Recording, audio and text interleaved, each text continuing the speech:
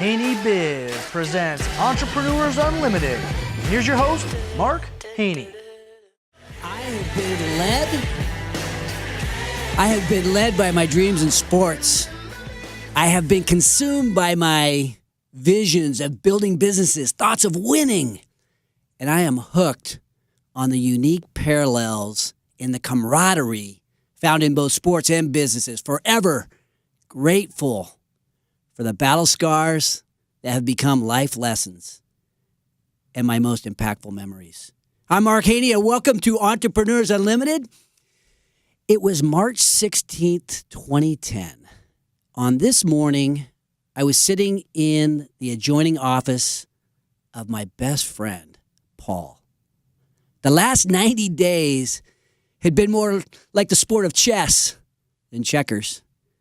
That day was the closing phone call that married the two largest independent security distributors in the United States, in North America. Besides us Haney brothers on the call were the principals of the New York company we were merging with, along with a host of bankers, accountants, new equity partners around the country. We were about to sell our baby. There were extended periods of silence on the call and extended periods of process mumbo-jumbo discussion, and it was during those periods that my mind wandered. I stared at the Ronnie Lott jersey hanging on Paul's wall and silently reminisced about the last 18 years in the security game.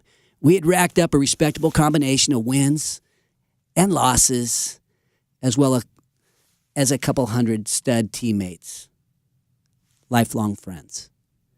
And I recalled the exhausting days in the trenches of the sales department, painfully searching for consistent execution, like in football. And like in baseball, there were frustrating days at the plate where we lacked the needed patience. But my fondest memories came in the post-game celebrations, the high fives. It was the people. But interrupting my daydream, the lead officiant on the call called for approvals, the wedding vows. Do you, Mark, and Paul Haney accept the terms and conditions, blah, blah, blah? And around the country, all 16 participants in order replied, we do. And moments later, he pronounced us man and wife. He pronounced funds transferred. The merger is complete. That moment signaled the end of the season for Paul and me.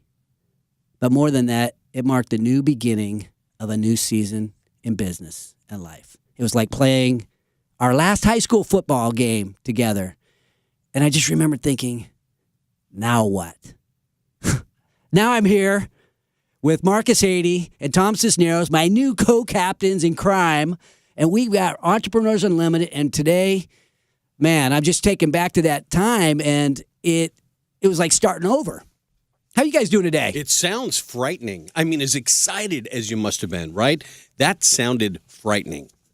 What I love is that you were still dreaming in the middle of the most important phone call of your whole life. Daydreaming. Paul was handling all the tough stuff, and all the complicated legal mumbo-jumbo, and I was just dreaming about what's it going to be like after this, and kind of reminiscing about the way things were, the way, the friendships that we had created and the great times. And it reminded me of sports in so many ways. You just got done with a great season of your life. And so the next, people ask me, so, what are you going to do now? And, we helped with the transition. We helped the merger become completed.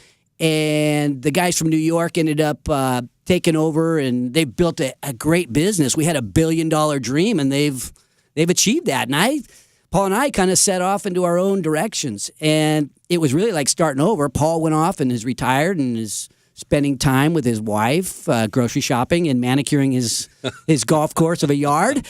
And I started over. And here we are 6 years later. It's weird. I will not go gently into that good night. I don't know why that's in my head. But, I mean, you're faced with this decision, right? I mean, Paul, as you said, he made a decision to focus on what he's focusing on now. You, on the other hand, Coach Haney, Look, that's how I picture you. You've kind of delved into this mission to create opportunity, not only for yourself but for other people, which is really the basis of Entrepreneurs Unlimited. So that's very exciting. But you kept your cleats on, so to speak, right? Yeah. I mean, you're a sports guy. You kept your cleats on, and you're still in the game. I mean, I think as entrepreneurs, we all are faced with these, or even as anybody in life, you get out of high school and you've graduated. What are you going to do? You get done, you sell a business or a group of businesses. What are you going to do? Maybe you are at a dead-end job and you decide to leave to do something else. What are you going to do? And so I had that moment. And I don't know that I had really ever felt that before, where it's like, hey, I'm unemployed. I mean, I still had a few ventures going on, but my baby was being sold. And I did what I just took a couple of days, and really thought about what my passion is. What do I care about? What is important to me? And I just had to think about, what have I done that I've enjoyed? I love coaching football. I love coaching baseball. I love the times when I played as a kid, and I love youth sports. I love high school sports. I love the competition, and there's so many parallels between business and sports, and I love business. So it's like, wow, I love that stuff. Now, what am I going to do about my love? Okay, so I love sports. I love business. I've enjoyed helping create opportunity for people. So started up a few businesses, and the one that I think exemplifies the way that I feel is, I'm wearing the shirt right now, Allegiant Giving Corporation, and we started that thinking, what do I love? I love youth sports. I love business. So on the youth sports side of things and high school sports and the character that gets built through playing sports, the life lessons that you get through playing sports, those are so impactful. They help me so much in business that I just know that if we can find a way to invest into young people in our community, that we can make a difference in the world. And so we started Allegiant Giving Corporation, and Allegiant Giving is a charitable organization that gives back through today's heroes, which are the veterans, and tomorrow's leaders, which is our young people in our community. And so that's really a focus of Allegiant Giving. And shouldn't all businesses take part in helping their community? That's kind of the philosophy behind Allegiant Giving. So recruited some of my good buddies that are also entrepreneurs, and we created something called the Allegiant Giving Partners. So now there's a group of us businesses that are figuring out a way to do our part, because alone I can do a little bit, but together we can do a lot. Amen to that. Yeah. So it's the power of with, and it's the power of businesses getting together, not as competitors, as teammates, and helping our community to thrive. And so that's really the premise behind Allegiant Giving. And I want to thank my Rockstar partners for helping me get that together. There's a number of partners. We've had a few of those guys on the show. And we don't talk about Allegiant as much as it probably deserves, but we're doing some great things. And I can tell you that from my own experience in playing sports and coaching sports, there is so much overlap between what you learn in business and you learn in sports, and it's about winning. It's about attitude. It's about sportsmanship. It's about teamwork. And we're going to find out a little bit later in the show a little bit about perseverance from Coach Casey Taylor. I'm so excited about today's show. Later in the show, you're going to meet one of the winningest high school football coaches in the region, Mr. Casey Taylor. After a disappointing 2-6 start this season, his Del Oro squad rallied to go all the way to the state championship. And somehow, they never stopped believing. And we'll find out why. But coming up after the break, you are going to meet the power couple behind Bases Loaded, the baseball superstore. You're going to meet Shauna and Dan Wells. This is Entrepreneurs Unlimited on Sports 1140 KHTK, streaming live, podcast, and YouTube at haneybiz.com.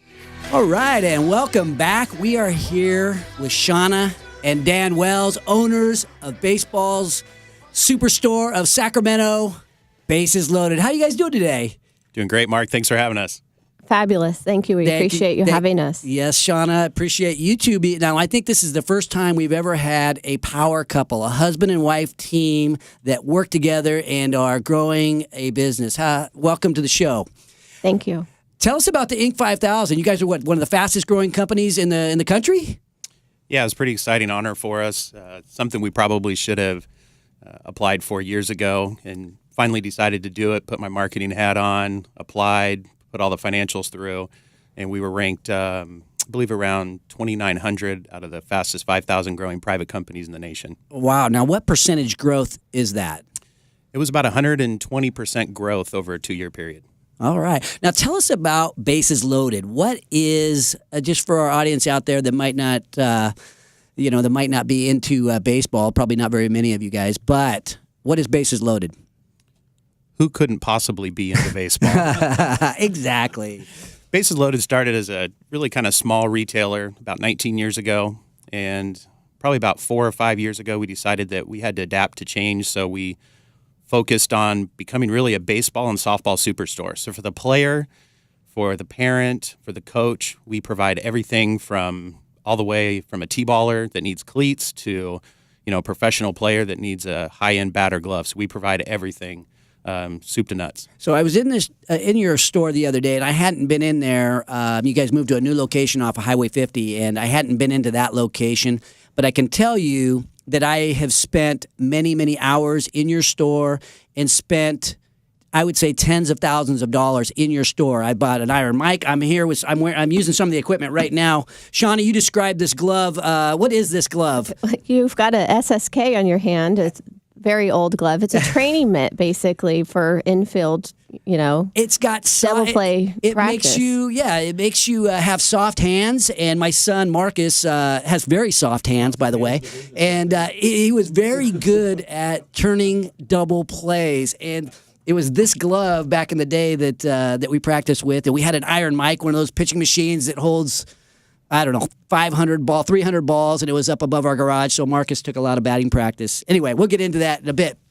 Back to Bases Loaded. Now, Shauna, you were at Bases Loaded. You coordinated the purchase of Bases Loaded back in the day. Correct. We purchased it, 50% of it in 2003, and in 2003 until about 2011, I ran Bases Loaded by myself. So, wow, yeah, it's very, very exciting. It was, but it's even more exciting to have now my husband Dan come on. He retired in 2009 from the software business, and I let him retire. I let him play for 2 years. He went hiking and played tennis and biking and all that stuff. And finally, I said, after 2 years, come play baseball with me. Come on, let's do this together. Yeah. Well, that's cool that you guys can do that, but never let the husband retire first because he can get himself into mischief. And it sounds like you may have done that a little bit. I didn't see anything wrong with lying by the pool all day long drinking margaritas. Yeah, I was thinking that too. And so anyway, my wife was working when I retired as well. And I actually retired only for a couple of weeks, so she didn't let me. Anyway. So, thinking about your business, and we have the two of you working together. Shauna obviously understands the business, understands sports, understands baseball, and then you come in from being a software guy. How did you add value to the company? Yeah, sure. My background is kind of really strategy and marketing and finance, so we were really able to kind of split the business off and say, here's the things I'm going to be responsible for, here's the things you're going to be responsible for. We work in tandem on everything. And it really just allows us to do things differently than most companies can do. You usually have one leader in a company that's kind of driving everything through. And in our company, it's totally different. You've got two people that are, really working on focusing and driving the business and driving what we want to accomplish, which is, just amazing service. We really care about our employees and trying to drive growth and what they're doing. And the combination of that has obviously made us successful.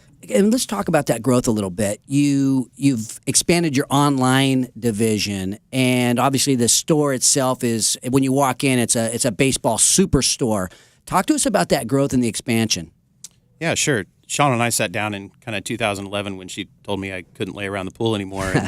And we basically built a strategy. We knew times were changing, things were happening in retail, and we knew that if we didn't adapt to change and change our business model, that probably weren't going to be around in 5 to 10 years. So we decided at that point that we were going to do things differently. We were going to invest in our technology, invest in our people, try to deliver a superior product to our customers that you couldn't get anywhere else, and really kind of diversify and grow our online presence, which we didn't have at that time. How important is the focus on baseball as compared to a big box retailer who might have 50, 100 different sports in there? Yeah, it's great question. So you walk into a big box store and they're going to have, some pants, some belts, some socks, a couple pairs of cleats. When you walk into our store, we've got not only the product, because the product, honestly, you can buy anywhere. You can get that online. You can go anywhere. But what you're going to get is you're going to get over 10,000 different products. But you're going to have a highly trained employee that was trained by the manufacturer reps that's willing to sit there and spend time with you to educate you on what the difference is.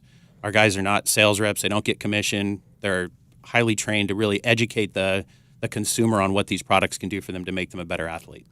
Incredible growth, incredible focus. We are here with Shauna and Dan Wells, owners of Bases Loaded. When we come back, we're going to dive more into the relationship between the two of you and how a husband and wife can find a way to coexist under one roof 24/7. I'm Mark Haney. This is Entrepreneurs Unlimited on Sports 1140 KHDK, streaming live, podcast, and YouTube at HaneyBiz.com.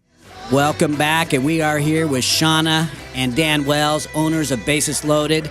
And this is really a power couple. You both work in the same office. You guys, obviously, at the end of the night, you're spending time together as a family at Paul Martin's restaurant, one of my favorites.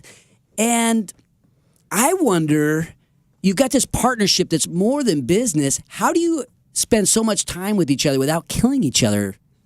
I'll direct this at Shauna. How do you, come on now. It's crazy, huh? Well, we've been together since we were 14. So we've been together for almost 30 years. We've been married 22 years. I really think that why it works for us is we are so different, but so alike all at the same time. I mean, he truly is my best friend.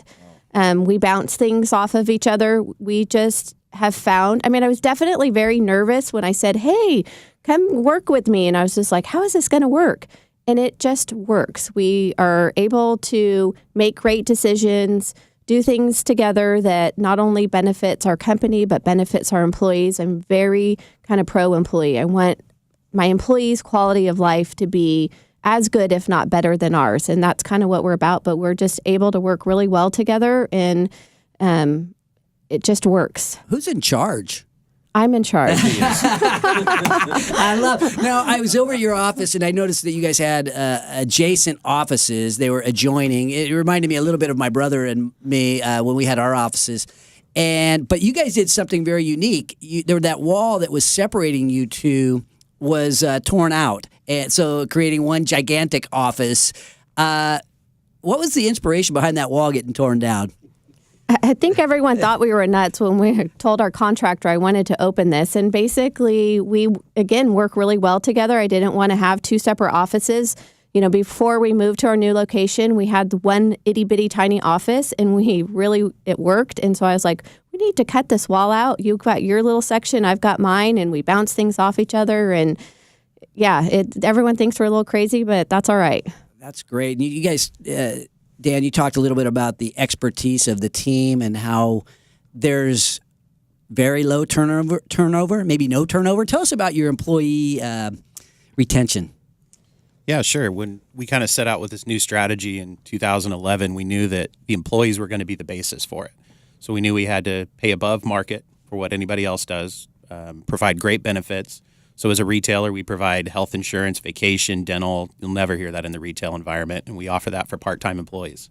We really try to take care in terms of a bonus program, a 401k with profit sharing. Wow. Now, are you guys accepting applications today? Absolutely. By any chance? I may have to see what I can do over there. Okay. I love baseball. We always are actually hiring because we're always looking to improve our team. So there's always an open door in terms of well, and that's looking the for that thing. best person. I would think, and I've had some companies that have grown rapidly, and that creates opportunity, right, within the team for people to challenge themselves, take on new responsibilities, and make a better living for themselves. Yeah, very much so. Well said. It's absolutely what it does. It allows us, as we've grown, we've been able to invest more in our people and provide more opportunity and upward advancement. And our general manager has been with us for 14 years.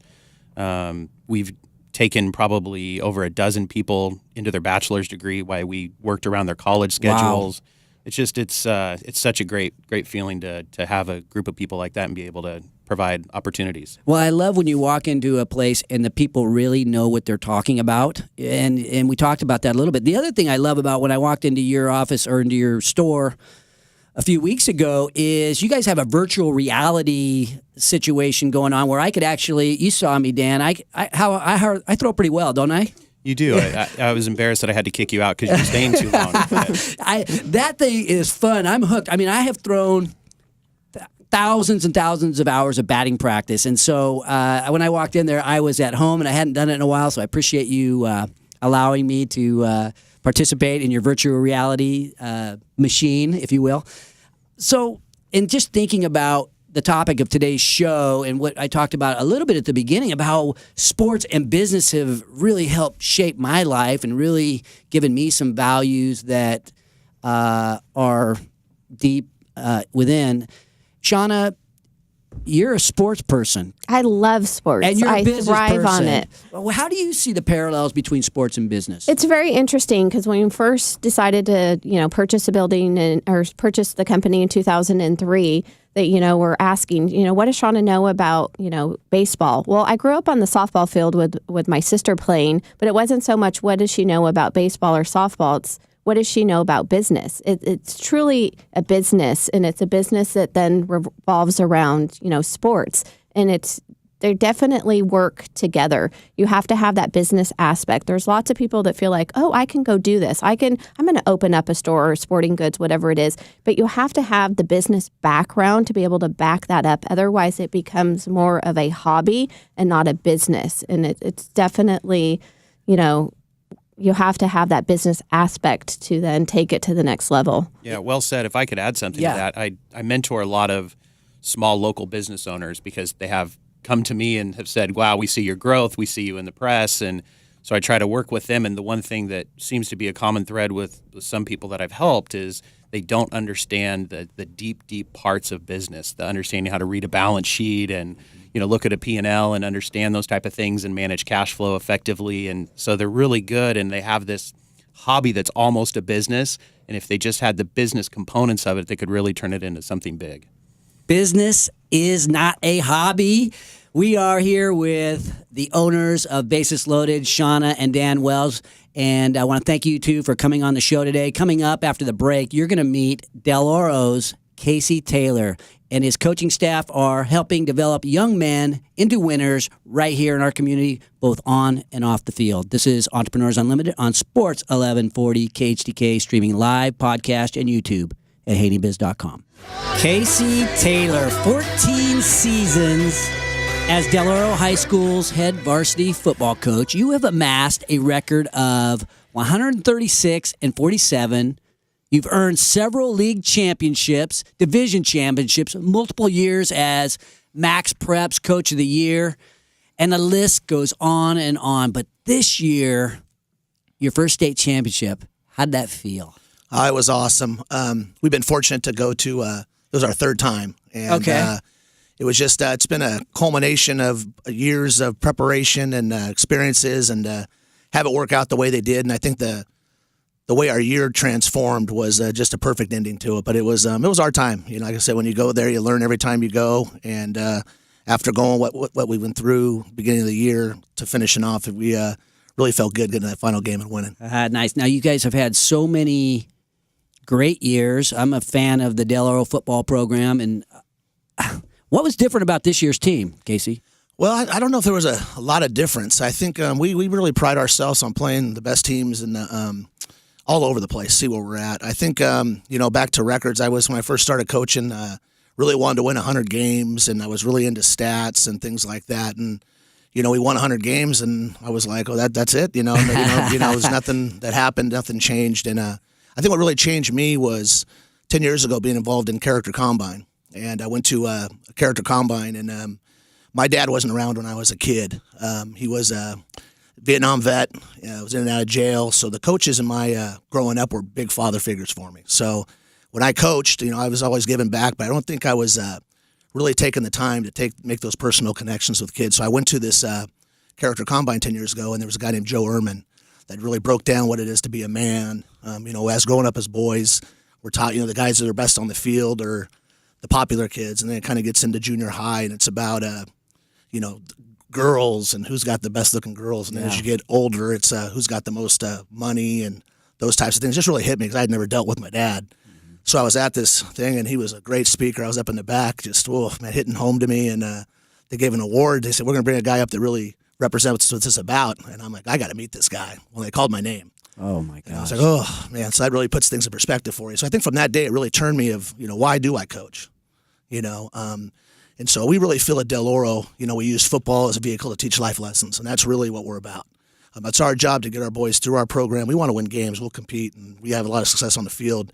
But for us, we'll find out how good we were 10, 20 years down the road when they're husbands, fathers, community members, those types of things. So I think the best way to find the best version of your team is you have to go through adversity. I mean, it's easy when you're 13-0 and everybody's, hey, you're the man and you're doing things right, and things kind of get swept under the rug a little bit here and there. But I think when you get into deep waters, we talk to our kids about, and there's adversity, it really makes you can really make some strides, with the boys. So we play a lot of tough teams, and a lot of it we want to win them all. Don't get me wrong, but we don't mind facing the best kids and kind of giving them perspective too. I think these days parents think all their kids are going to get scholarships.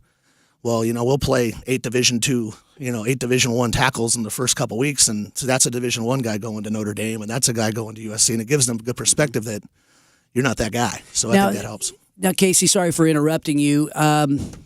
This season, I'm going to touch back to the character, but one of the things that I think we all learned from Del Oro's start this year at 2-6, and the way that you battled back, was the character trait of perseverance.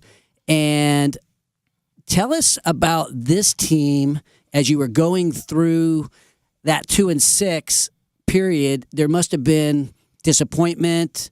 There may have been people who were starting to question whether you were on the right track or not.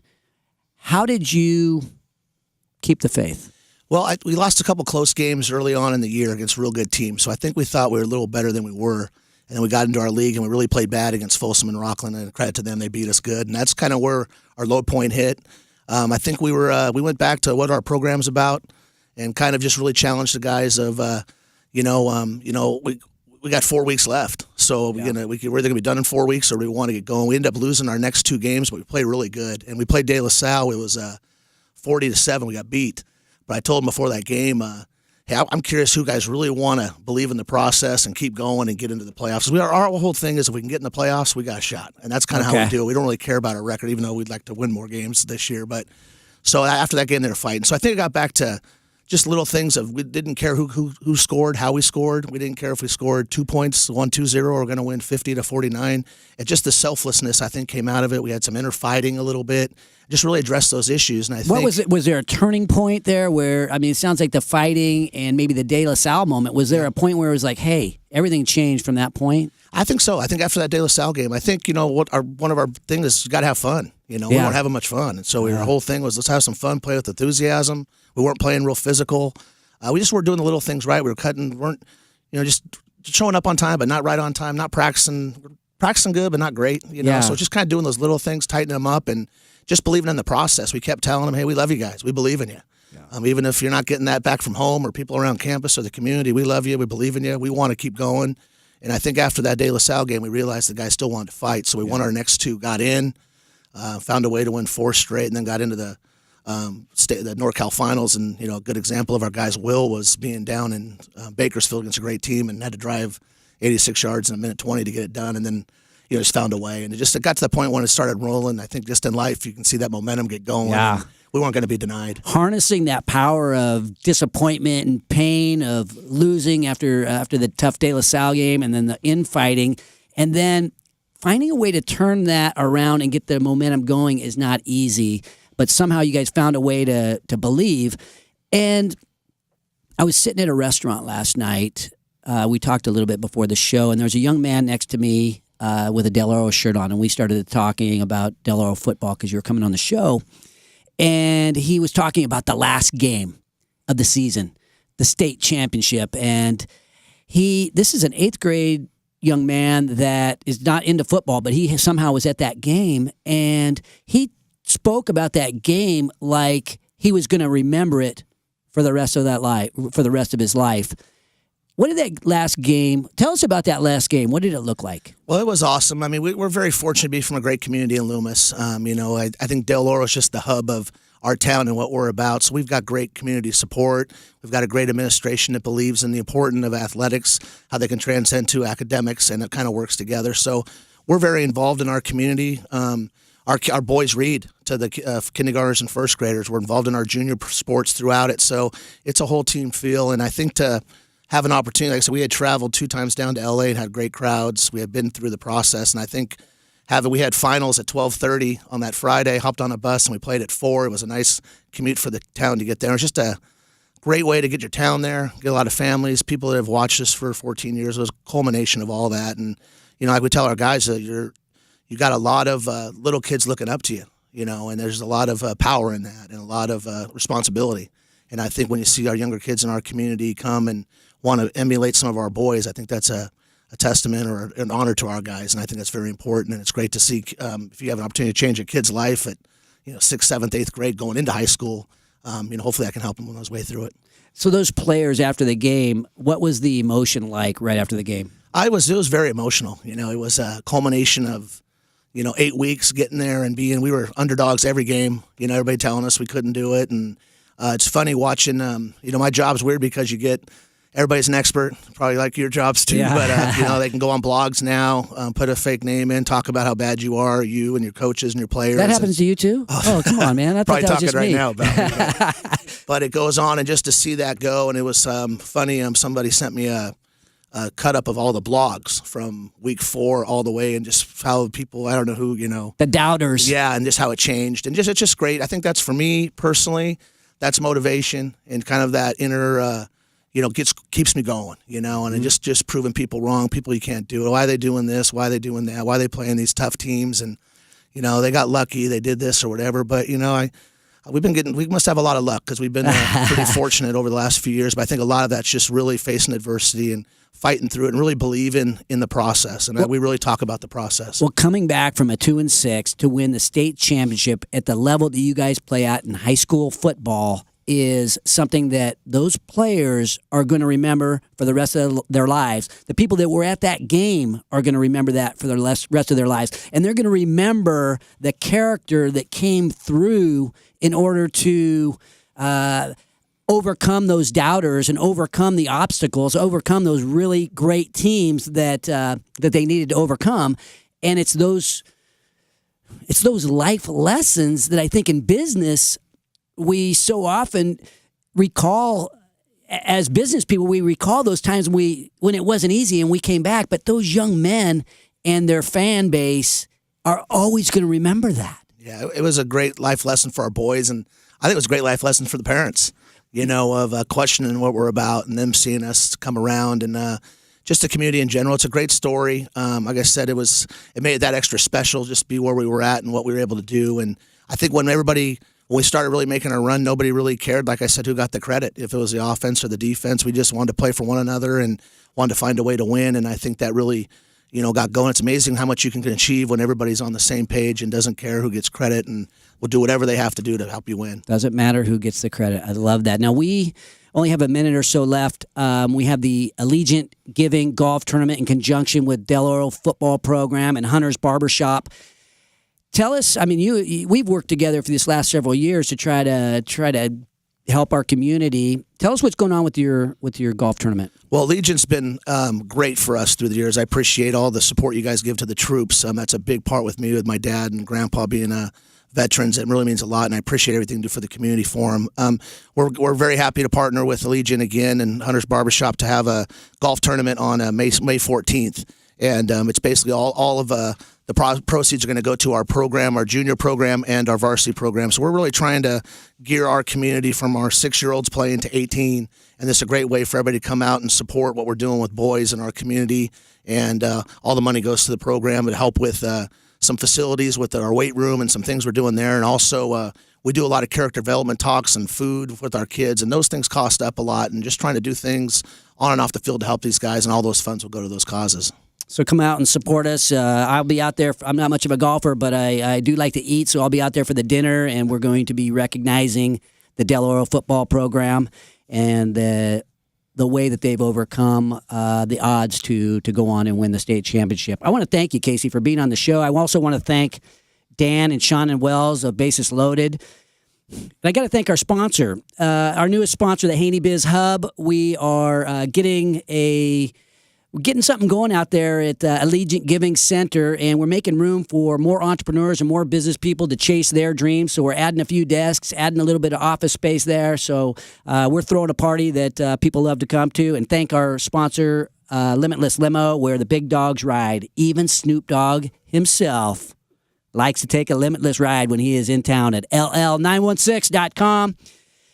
And coming up next week, we will be hosting my friend Darren McAdams, the founder of Food Jets. And I'm going to be hanging out with him a little later today. He's having a little kickoff for some of the growth he's got going in his business. And we are going to be talking to Mr. Steve Stolson, too, founder of Notary Express. It's a thriving national notary service based in Roseville. When we come back, I will share my closing thoughts about the parallels between business and sports and share a personal story about the ripple effect that sports had on one particular businessman, me. This is Entrepreneurs Unlimited on Sports 1140 KHTK. Streaming live, podcast, and YouTube at haneybiz.com.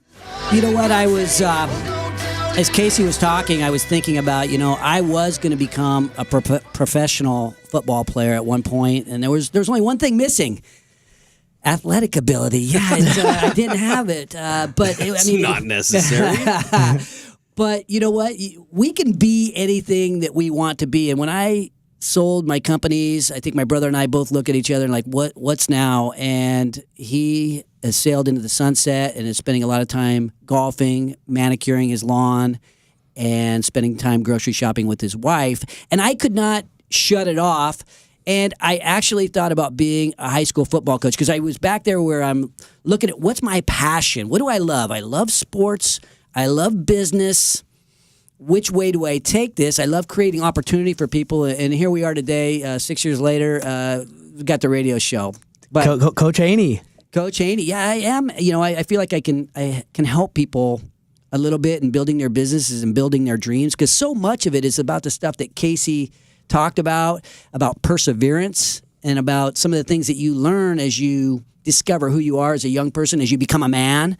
And, the attitude, the sportsmanship, the teamwork, those are the things that propel you to happiness in business and in sports. Those are the things, those are the keys to winning. They're really, character building blocks, right? That's what we're talking about here. No doubt. Victories, no matter how big or how small, give you this insatiable taste for success that never goes away. And without failure, we would never learn the value of resilience and the ability to fight for our own personal victories. And I think that comes from sports and then parlays right into business. No question about that, Tom. I think you make a great point is when we have to overcome these obstacles, that's when we find out really what we're made of. And Casey and his coaching staff have made such an impact on these young people, and they're going to take those lessons and carry them with them for the rest of their life. And I think there's this ripple effect that happens to athletes, especially when they go through something so memorable like the state championship. These guys will never forget the state championship. And so I guess what I would say is understanding that there's a ripple effect, maybe we ought to pick out one of those young people and find a way to make an impact. And I know Casey's done that with many, and I've done that a little bit. I've tried to do that in business and in coaching sports. I've tried to do that a little bit. But where did that all come from? I want to share a story with you guys that's, I'll call it proof of the ripple effect. And it starts many years ago in the town of Bentonville, Arkansas, home of Walmart. And there's these three young men standing on the street corner, and they're laughing and joking, the teenagers having some fun, and laughing about the little pregnant girl down the street. The pregnant girl named Emma. Emma was, sadly, prostituted by her father, and she had gotten pregnant. And so these young guys, they felt sorry for her, so they drew straws. And Doc lost. He had to marry Emma. He drew the short straw. So Doc married Emma. Floyd was born. Floyd, since he was the bastard child, was beaten. He was beaten so bad that he was deaf. Most people thought he was mentally retarded, but he wasn't. That's where it all began. And 2 children later, another illegitimate child comes along. That's Hank. He's also beaten. He ends up migrant farm working his way with the family, similar to the Grapes of Wrath, picking fruit. Ends up in Roseville. Doc, his father, his so-called father, gets a job at the railroad. Hank is angry. He's an angry young man. He's been beaten his whole life, and now he's alone in this new town. And what's he going to do? He's walking along the railroad tracks, and Frank Cervantes pulls up with a group of other young people, and they're on their way to football practice. And they say, "Hey, Hank, come on in, get in." Reluctantly, Hank gets in, and when Hank gets to football practice, he's recognized for his heart. He has no cleats, doesn't have any of the stuff that other football players have. But he's recognized for his heart. He's not even that good of a football player. He doesn't have anything special other than his heart. And he wouldn't smile because he had this tough upbringing. He had been beaten and raped and all kinds of crazy stuff. But now he was on a football team. And the varsity football coach, a man named Mott, recognized him. Mott said, "Hey, Hank, nice job out there." And Hank wouldn't smile. Hank wouldn't smile because his teeth were messed up. And Mott recognized how embarrassed he was, and he bought him his first toothbrush. Mott saved that young man's life. Football saved that young man's life. That young man found a way to play 4 years of high school football and start a business selling TVs. And guess what? Guess who his first customer was? It was Mott.